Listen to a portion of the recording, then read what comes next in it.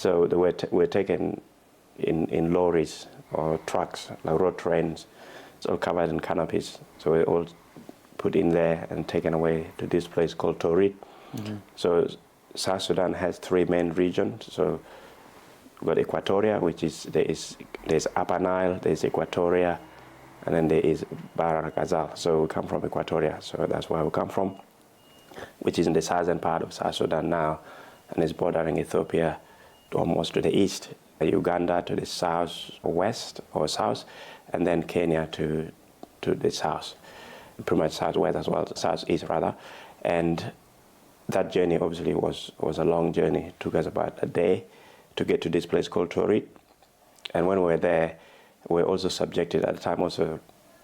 South Sudan was not a country at the time, so it was still the group. So that was that area that were liberated by the Sudan People Liberation Movement.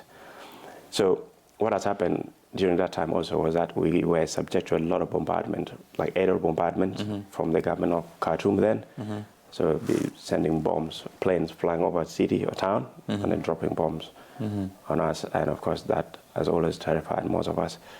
And up to now, I think likely I've actually, the book which I've written, probably talk about later, has helped me to sort of overcome that fear. But obviously when I was in a refugee camp, the first day I arrived in refugee camp was quite shocking at the same time. But every single time I heard a plane, I would try to run and duck and hide from this plane, thinking that I was still in South Sudan or Sudan at the time.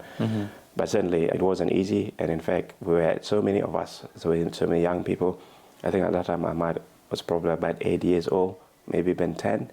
But certainly, sometimes when I think of what we went through, sometimes I just break down and cry, and then begin to imagine why would people, grown-up people, do such thing to young people or to children. In fact, actually, we're deprived from a lot of things. Sleeping was dictated. We were beaten quite a lot.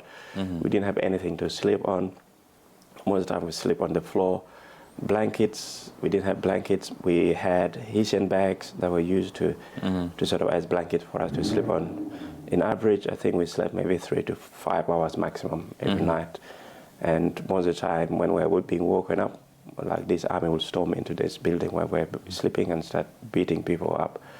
And that went on for a very, very long time. And of course, the idea was here to sort of instill fear in us, to break us so that we obviously listen to them and actually follow their ideologies at the time, which of course has caused a lot of trauma, and of course most of the people up to now have not recovered from that.